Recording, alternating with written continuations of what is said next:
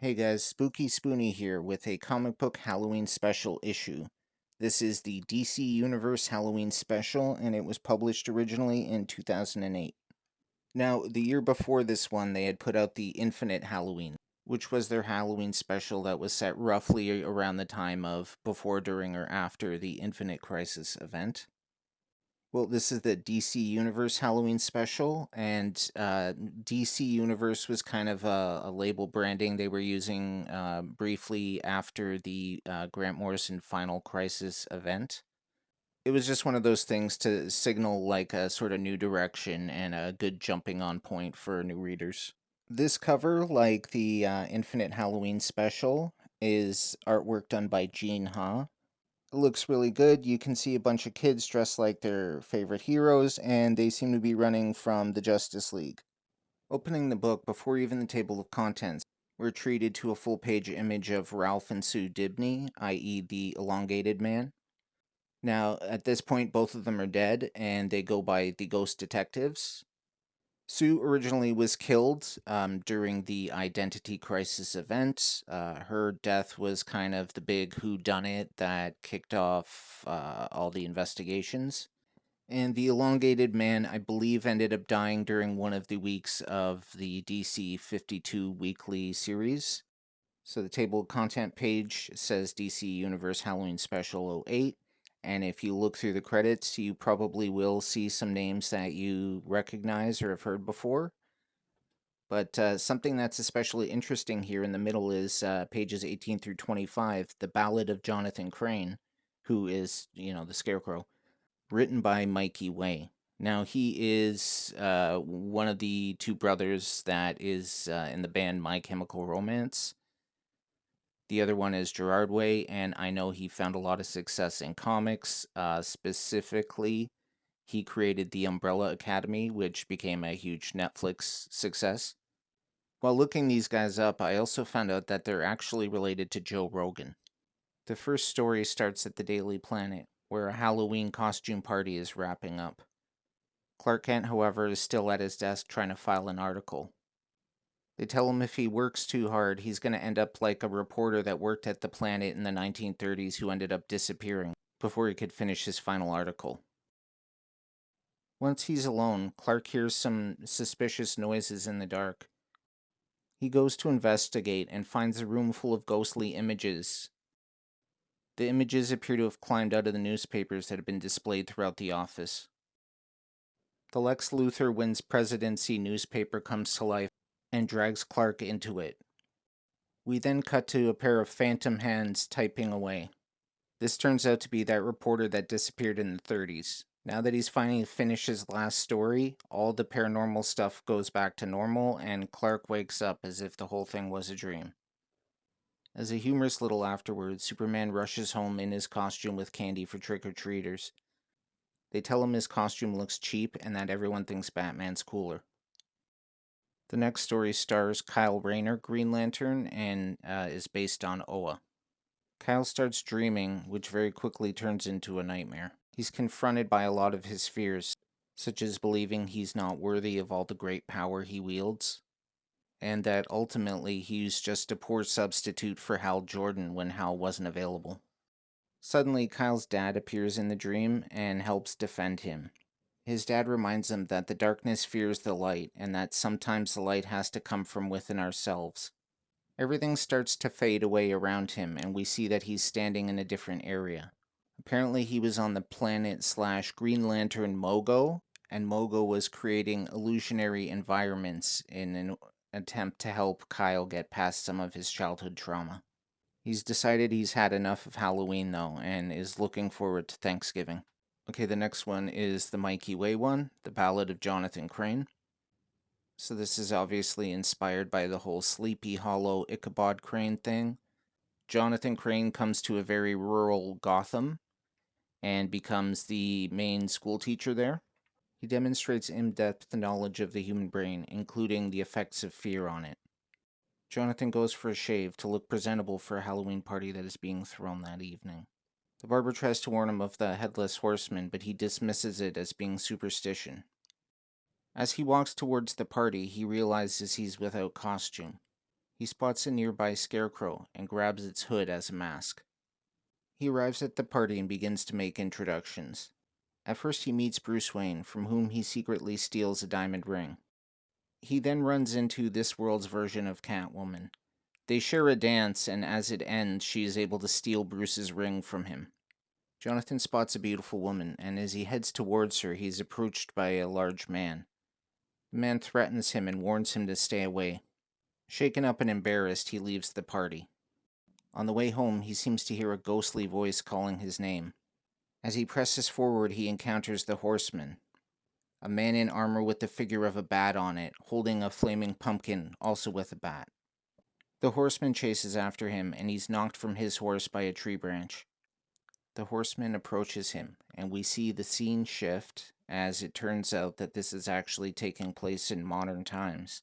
It turns out that the Scarecrow has a bad habit of accidentally dosing himself with his own fear chemicals, and that this whole story was simply one of his hallucinations. Okay, the next story is called The Embrace, and this is actually pretty continuity heavy, so bear with me for a sec.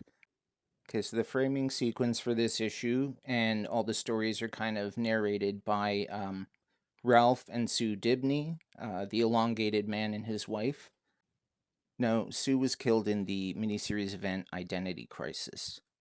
After DC's next big event, which was Infinite Crisis, all the monthly titles jumped forward 1 year in a initiative called 1 Year Later, and they launched a weekly miniseries called 52, and that kind of filled in the blanks for what happened in that missing year.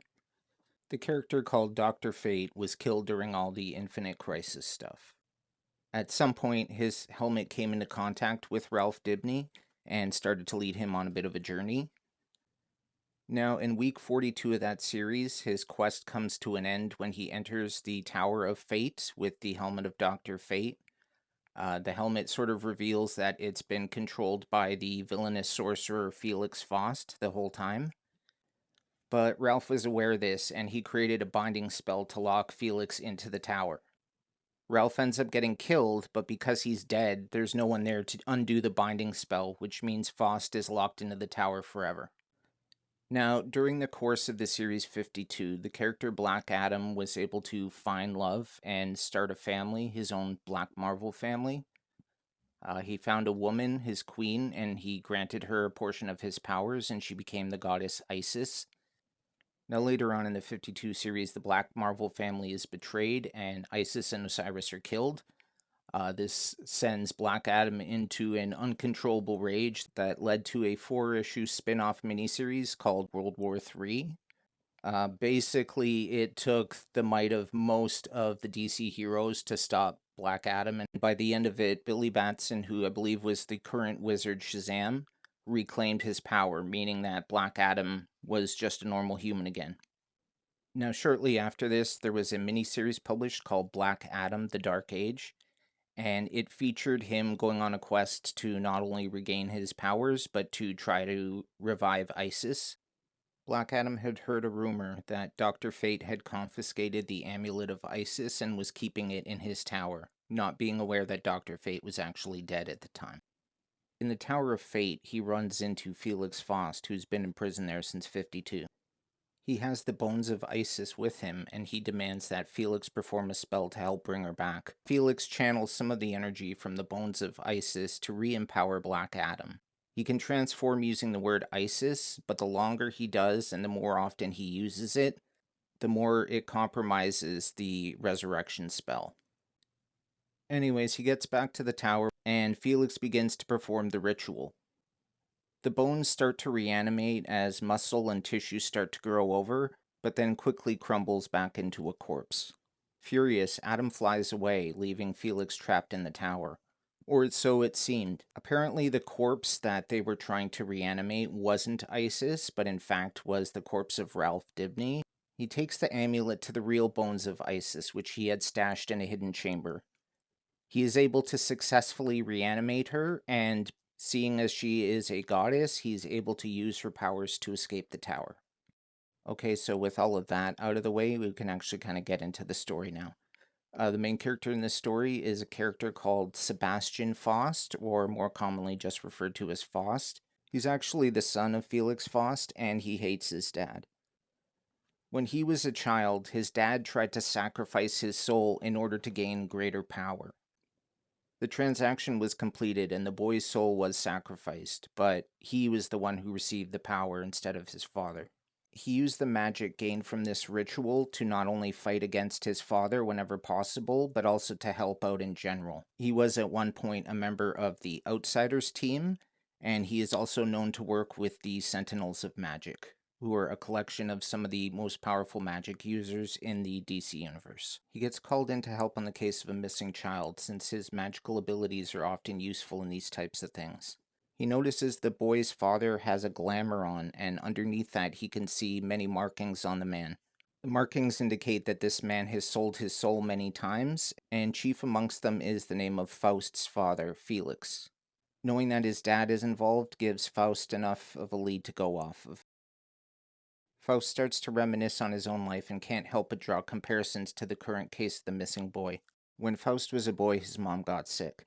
His dad, Felix, had always been a magic practitioner, but in order to try to help his wife, he started going further and further into the dark arts. At some point, the power corrupted him, and he demanded greater and greater sacrifices. At some point, his madness made him realize that the most powerful sacrifice he could offer would be the soul of his son. And as I said, it did occur, but the son is the one who ended up with all the magical ability. Faust arrives at the Tower of Fate because this was his dad's last known location. The binding spell that had trapped Felix into the Tower of Fate seems to be well known, at least amongst some of the magic community. Faust sees the missing boy in the entrance to the tower and chases him in.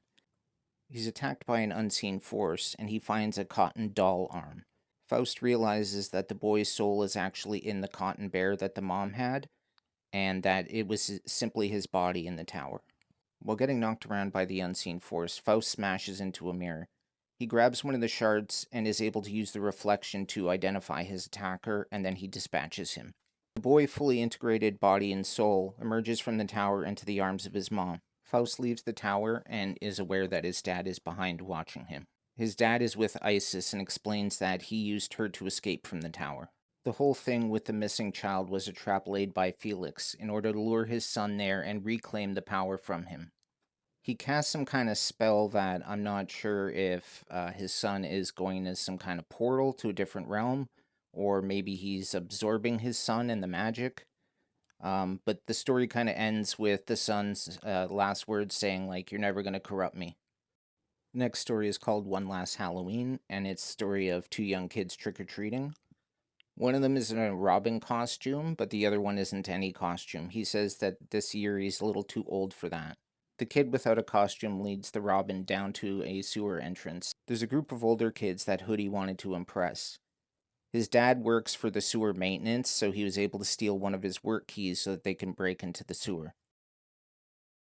The older kids open the sewer and yeet the key into it as they walk away laughing. As the two boys wander the sewer looking for the keys, they start telling stories of things they've heard about the sewers. Things like Killer Croc having a lair down there where he eats people, or the Penguin having a secret base full of explosives that are ready to blow up Gotham City, or even that the Joker has a lair down there where he's making enough gas to poison the whole city. They then learn that the rumors are partially true as Batman comes through fighting a monster, only it's Solomon Grundy. The kids freak out thinking Batman's going to arrest them or something, but he reaches into his utility belt and pulls out a handful of candy. He gives it to them and tells them to go home as he drags Solomon Grundy back into the darkness of the sewers. The next story is called Hell Hath No Fury, and it features a pair wearing a Superman and a Batman costume. The two go door to door trick-or-treating, but they always get treats, so there's no reason for them to trick. As the pair continue their route, we can see Etrigan the Demon fighting all sorts of witches and werewolves in the background. The two see some kids that they're going to scare to try to steal their candy, but the kids drop it and run.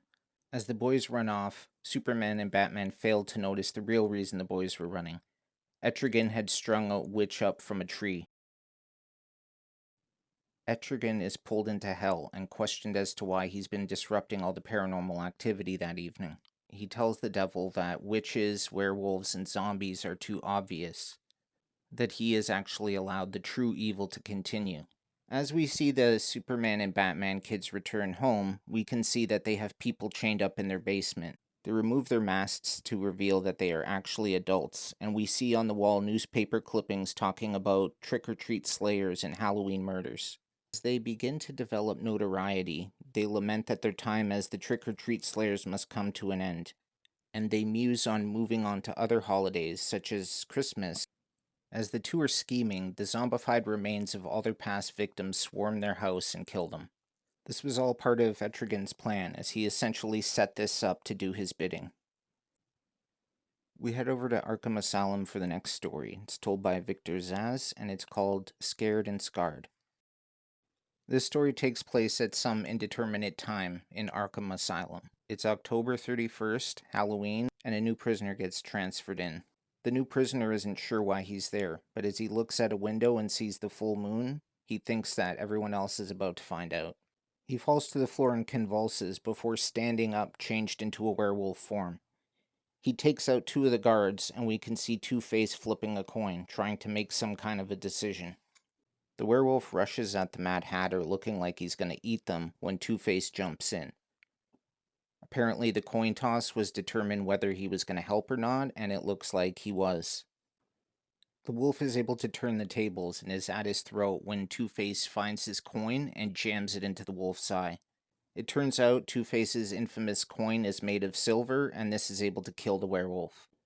After the werewolf is dead, he transforms back into his human form. As the inmates clean up the mess, Two-Face admits to Scarecrow that he was scared. The reason being that he is jealous of the werewolf's ability to heal its own scars, which he says as looking into a mirror on his own scarred reflection. We get a bit of an interlude then, as Ralph and Sue, the ghost detectives, are in the sewers and they find a corpse. They do some research and are able to find out basic medical information on the corpse. They follow a trail of clues and it leads them to a movie theater, where Vixen is setting up the next story. Vixen is sitting in a movie theater watching classic old movies when some of the characters start to walk off the screen, like Frankenstein's monster, the werewolf, and the mummy. Vixen tears through the movie screen in an attempt to stop any more creatures from emerging, but realizes that the source of the portal is actually the movie projector. She rushes to the projection booth, destroys the projector, and the monsters fade. It turns out this whole thing was a distraction set up by the Mirror Master so he could access a secret safe under the theater. Vixen's powers lead her right to him, and she's able to apprehend him with minimal effort. As she's leaving the theater, a father and his young daughter approach them. The daughter asks if she can be like her when she grows up, and Vixen replies that she can do anything. This moment seems to have a special significance to her, as this girl appears to look up to her the way she looked up to her favorite movie heroes. And now we're brought back to the framing sequence, which is actually the last story of the issue. So we're following up on the ghost detectives as they discovered that body. They follow up on the clues from the body they found in the sewers and find it belonged to a wealthy woman who seems to have been mysteriously murdered and dumped into Gotham Harbor. Their lead suspect is the woman's son, who is a known gambler and has many debts. It appears the man killed his mom for the inheritance so that he could pay his debts. They follow the man as he goes to confront his sister. The man knows that his sister has killed their mother. The mom promised to leave him money to pay off his gambling debts and to give him a fresh start. The woman said that her mom was too soft and she didn't want to see her brother wasting more of her inheritance money. So she had the mom killed and then dumped in the river. She says she chose Gotham because it's a city where nobody blinks twice if some wealthy people get killed in the theater district. The brother seems to conjure some kind of Lovecraftian horror as a bunch of tentacles start to emerge from the swimming pool. The police are then called, where the sister makes a complete confession. The brother sneaks out. Apparently it was actually Sue in disguise the whole time. She said the biggest tell was when they followed the boy, he was often weepy about his mother, but when they investigated the sister, she had no photos or any kind of sentimental attachment on her walls or office. After solving the case, the two notice that down the street the Daily Planet is open and they're having their annual Halloween costume party. They consider going briefly before realizing that as ghosts, they wouldn't really be able to share any moments with their living friends. The two of them decide instead to go off and have a nice private moment. Okay, so this was DC's Halloween Special 2008. If you guys liked any of the stories, you can let me know in the comments. I personally really like the Sleepy Hollow Scarecrow one, and I did like the Faust story. It was kind of convoluted, and there's a lot that you need to go in for it to not just be a bunch of gibberish. But I'm a continuity nut. I love the lore of comics and learning all this stuff and how it all snowballs and builds upon each other over the decades and stuff like that. So this story was cool for me, but I recognize this is probably not going to be a hit for everyone. It was also somewhat continuity dependent, just in terms of the whole ghost detectives with Ralph and Sue. Like I said, that's a situation that had been building for years across many different titles and storylines. But it is well written enough that you get a feel for who these people are as individuals and as a couple, and you understand why they're such fan favorites. Anyways, that's it for this one. Thanks for watching, and I'll spook you later.